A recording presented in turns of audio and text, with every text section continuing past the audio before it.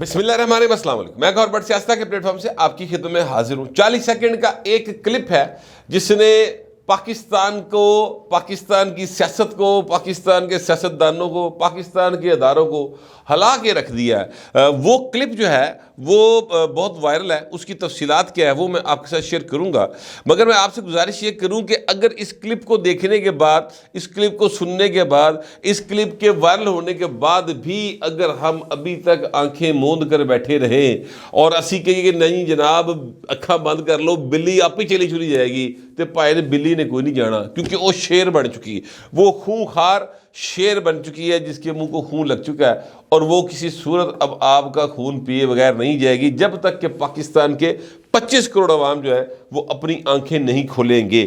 یہ بات جو میں کہہ رہا ہوں اس کی تفصیل میں نہیں جانا چاہتا، کیونکہ پائنو بلی پائن میرے لنا یہ کہتے سمجھو نا گل نو، ٹھیک ہے؟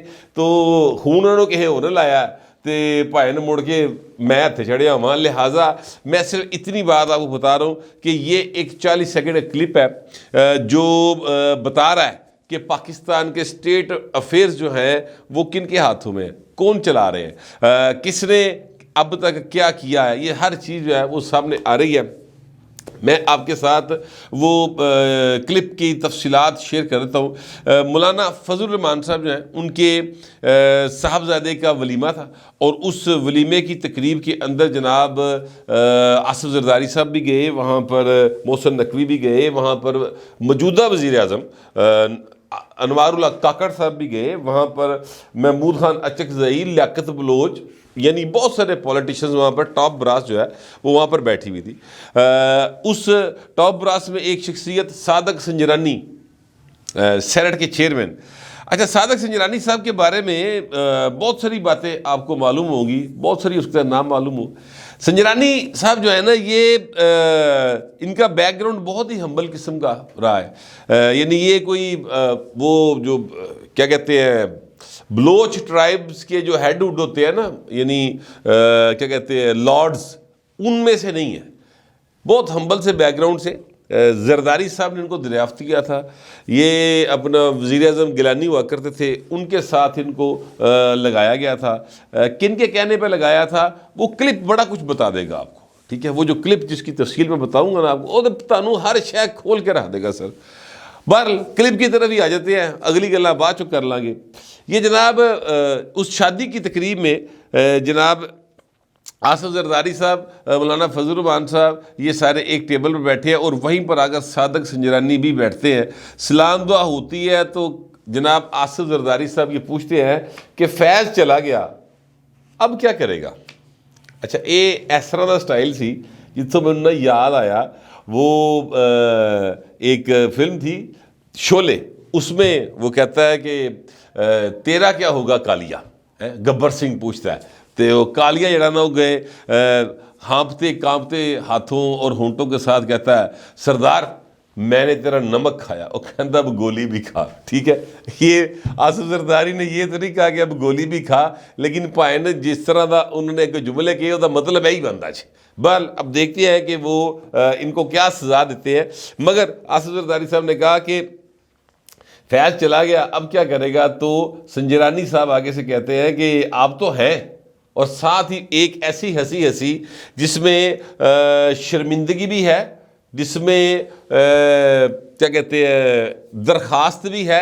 یہ ایک ایسی ہنسی تھی جس کو آپ کہہ سکتے ہیں کہ انسان جو ہے اپنی گھٹیا پن کو چھپانے کے لیے جب ہنسی ہنستا ہے تو اس کو یعنی خسیانی ہنسی بھی کہا جا سکتا ہے، لیکن میرا خیال ہے کہ یہ کمینہ پن پہ مبنی ایک ہنسی تھی، ٹھیک ہے؟ یہ معذرت کے ساتھ میرے پاس نا کوئی دوجے لفظ نہیں آئے پائل، لیکن جو انہوں نے کیتا ہے نا سنجرانی صاحب نے آج تک پاکستان کے ساتھ، بہت نرم جا لفظ ہے، بہت ساری تفصیلات ہیں ان کے اور ان کے بھائی کی، جس طریقے سے ریاست پاکستان کو دو ہاتھوں سے باقاعدہ پائن انجنج کر کے نا چولیاں بھر کے لے گئے کار ہیں، یہ معاملہ ہے۔ ابھی ایک اسلام آباد ہائی کورٹ کا ایک فیصلہ ہے جس میں ان کے بھائی کو شاید ایک ایسی پوسٹ سے ہٹا دیا گیا ہے جہاں پر یہ 10-11 سال سے ایویں بیٹھے سن، اور گریڈ 22 سے کی جو ہے نا وہ ہر شے لے جا رہے سن، ٹھیک ہے, اور بلکہ اس سے بھی ڈبل سے زیادہ. تو وہ تفصیلات مجھے اس وقت میرے پاس اویلیبل نہیں ہے, سارے ڈاکومنٹس ہوں گا تو بات کروں گا. لیکن یہ جو ہے اپنا عمر چیمہ صاحب اور اعزاز سید صاحب, ان کے ولاگ میں اس کی بڑی تفصیل سے اس پر بات کی گئی ہے, وہ آپ کو اگر ملے تو ضرور سنیے گا. اسی طرح صادق سنجرانی صاحب جو ہے نا پائے انہوں نے بھی کٹ نہیں کی تھی, ابھی تک چیئرمین سینٹ ہے. جو زرداری صاحب نے ان سے کہا کہ فیض چلا گیا اب کیا کرے گا, تو آگے سے ہنستے ہوئے کہتا ہے, سنجرانی صاحب کہتے ہیں کہ وہ تو چلے گئے آپ تو ہیں نا. تو زرداری صاحب نے کہا ہاں ہاں میں تو ہوں, لیکن تو یوں کرتا تھا یوں. زرداری صاحب نے کو پورا جڑا نا مطلب پائندی بستی فرمائی, پر ان کو بستی فیل نہیں ہوئی حضور. ٹھیک ہے, پھر جو ہے وہ زرداری صاحب نے کہا سیاست میں سوچا کرو, یہ جتنے بھی بادشاہ ہم ہی ہیں, کمزور ہوں گے کسی وقت لیکن بادشاہ امی ہیں, انہوں نے چلے جانا ہوتا ہے, اور بادشاہی جو ہے وہ ہماری رہتی ہے. یہ زرداری صاحب کا جو ہے نا خیال کہ انہوں نے چلے جانا ہوتا ہے, رہنا ہم ہی نے ہوتا ہے, یہ پرانی بات ہے. آپ یاد کیجئے زرداری صاحب نے یہ ایک دفعہ گڑی خدا بخش میں بھی خطاب کرتے ہوئے کہا تھا کہ بھٹو صاحب کی برسی تھی شاید, اس وقت انہوں نے کہا تھا کہ تم لوگ 3 سال کے لیے آتے ہو, ہم ہمیشہ کے لیے ہیں, لہذا ہمیں نہ بتاؤ یہ ملک کیسے چلے گا. تو پاکستان دا پھڈا اصل شہر ہے. ایتھے جیڑا کوئی کسی پوسٹنگ تے آ کے بیٹھدا نا, وہ سمجھدا میں انے داتا ہاں, میں ہن جو دل کرے گا نا پائن وہ کراں گا, اور میں پاکستان کا مفاد سب سے بہتر سمجھتا ہوں. مجھے پتہ ہے ملک کس لیے بنا تھا, میں جانتا ہوں ملک آگے کیسے بڑھے گا. ایسے فلسفے جناب پھر بیان کر دینے, اور ان کو ایسے کاسا لیس مل جاتے ہیں, ایسے ڈھولکی بجانے والے کریکٹر لب جاندے ہیں, نال تبلا نال کنگرو بن کے دھمالا پا رہے ہوندے, اگے پیچھے بندے کا دماغ ویسے ہی خراب ہو جاتا ہے. یہو جہاں پروٹوکول لب دینا پائے نا, کبھی آپ کو ان پروٹوکولز کا اندازہ ہو جائے, کبھی کسی نے دیکھا ہو ان پروٹوکولز کو, تو چنگا بھلا جو یعنی سمجھدار آدمی جس کو پتہ ہے کہ سب کچھ فانی ہے, جس کو یقین ہو اس بات کا کہ سب کچھ فانی ہے, وہ بھی پائے نہیں کت جہاں نا تھوڑا گھبرایا جائے کہ نہیں یہ سارے فانی فونی ہے. ارے میں نہیں گا, میں تو اتنے ہی رہنا. دیکھو نا ایڈے بڑے لوگ میرے کے پیچھے دوڑن لگ رہی ہیں, مینوں کوئی کچھ کہہ سکتا ہے. یہ بندے کے ذہن میں نا ایک ایسی غلط فہمی سی آ جاتی ہے. صادق سنجرانی صاحب جو ہے نا, ان کے بارے میں جو زرداری صاحب نے کہا نا فیض چلا گیا اب تو کیا کرے گا, تو اس پر مجھے ایک واقعہ یاد آ گیا. واقعہ یہ ہے, 1 اگست 2019 کو ایک نو کانفیڈنس موو جو ہے وہ سینٹ میں صادق سنجرانی کے خلاف موو ہوئی. اچھا, اس موو کو میں ناکام ہو گئی اپوزیشن. حالانکہ حقیقت کیا تھی, حقیقت یہ تھی کہ 64 ووٹس تھے اپوزیشن کے. جب آپ سینٹ میں کوئی نو کانفیڈنس موو لے کے آتے ہیں تو پہلے آپ کو ایک سفیشینٹ تعداد شو کرنی ہوتی ہے جو کھڑے ہو کر سینٹ کے اندر کہے گی کہ ہاں جی ہم اس موشن کے حق میں ہیں. قرارداد پاس کرنی ہوتی. ٹھیک ہے, وہ قرارداد پاس کرنے کے لیے جب ہوا تو جو سینیٹرز کھڑے ہوئے وہ 64 تھے, چاہیے 53 تھے, صرف کھڑے ہوئے 64, یعنی جتنی تعداد چاہیے تھی ان سے 11 لوگ زیادہ کھڑے ہوئے صادق سنجرانی کے خلاف. اب جناب نو کانفیڈنس موو جو ہے وہ ظاہر ہے تھرو ووٹ ہونی ہے, اور ووٹ ہونا ہے سیکرٹ بیلٹ کے ذریعے. تو جب سیکرٹ بیلٹ کی باری آئی تو اس موو کے حق میں 50 ووٹ پڑے صرف, اور 50 میں سے 5 ووٹ جو ہے وہ مسترد ہو گئے, وہ مور ہی غلط لگی سی. ٹھیک ہے, تو ٹوٹل 45 ووٹس آئے, اور 64 تو 45 رہ گئی اپوزیشن, اور کتنے گئے باقی دے ووٹ. اچھا, اب ان کے مقابلے پہ جو شخص الیکشن کنٹیسٹ کرنے کے لیے کھڑا تھا, جس کو انہوں نے اپوزیشن نے متحدہ اپوزیشن نے کہا تھا کہ ساڈا چیئرمین کا امیدوار ہوگا, وہ تھے جناب میر حاصل بزنجو. اللہ تعالیٰ ان کو غریق رحمت کرے, ان کی ڈیتھ ہو گئی. میر حاصل بزنجو صاحب جو ہے نا بڑے باصول اور بڑے کیا کہتے ہیں ایک اچھی ریپیوٹ کے سیاستدان تھے. ان کے ساتھ ان کے نظریات سے لوگوں کو اختلاف ہو سکتا ہے, لیکن کوئی یہ نہیں کہے گا کہ پائنڈڈ ہے نا اتھوں بھی کھا گئے تو اتھوں بھی کھا گئے. اس طرح کی بات کم از کم میں نے ان کے بارے میں نہیں سنی. ٹھیک ہے, میر حاصل بزنجو صاحب جو ہیں جب وہ یہ ہار گئے اور وہ واپس باہر جا رہے تھے تو اس وقت ایک کلپ جو ہے نا بڑا مشہور ہوا, اور رپورٹرز ظاہر ہے وہ لابیز میں موجود ہوتے ہیں, انہوں نے پوچھا سر یہ کیا ہوا؟ تو حاصل بزنجو صاحب نے کہا ایک شخص ہے جنرل فیض جانتے ہیں آپ اسے؟ آئی ایس اے کا ڈی جی ہے. تو انہیں کہا, رپورٹر نے کہا جی. ویسے تو اس وقت حالت یہ تھی, جنرل فیض کا نام کوئی نہیں لیتا تھا. اس وقت حالات یہ تھے کہ جنرل فیض کا نام لینے سے پہلے سر یعنی لوگوں کی زبانیں جو ہے نا انہوں کی کہتے ہیں ککرے وہ دندل پہ جاندی سی. ٹھیک ہے, بول نہیں پاتے تھے, ہاتھ دے اشارے بھی بڑی مشکل لہجے سے کرتے تھے. ٹھیک ہے, تو جنرل فیض کا انہوں نے نام لیا. انہوں نے کہا وہ شخص جو ہے نا اس کی وجہ سے میں ہارا ہوں, یہ ووٹ اس نے ادھر سے ادھر کروائے ہیں اپوزیشن کے. جنرل فیض وہ شخصیت تھے, یعنی صادق سنجرانی کو دوسری بار چیئرمین سینٹ جو بنوایا یا وہ چیئرمینی قائم کی تھی وہ جنرل فیض نے کی تھی. لیکن پہلی بار کس نے کی تھی یاد کریں؟ آصف زرداری نے کی تھی. آصف زرداری صاحب ان کو لے کر آئے, صادق سنجرانی کو وہاں سے اٹھا کر سینٹ کے اندر, اور وہاں سے سینٹ کے اندر لا کر انہوں نے اس کو چیئرمین سینٹ بنوایا. تو آصف زرداری صاحب اسی لیے اسے پوچھ رہے تھے کہ اب فیض چلا گیا تو اب کیا کرے گا. تو کہا جی آپ تو ہیں نا. تو بھائی زرداری صاحب وہ بات ٹھیک کہہ رہا ہے کہ ایک فیض گیا, فیض کو فیض یا ہونے تے موجود رہنا تو چیزیں آگے چل پڑیں گی, یا ان کے کہنے پہ کام کرنے والے تو موجود ہیں نا. ٹھیک ہے, تو یہ جو ہے پاکستان کی سیاست کا جو بھید بھاؤ ہے, پاکستان کے ریاستی امور کس طرح سے چلائے جاتے ہیں, کون لوگ فیصلے کرتے ہیں.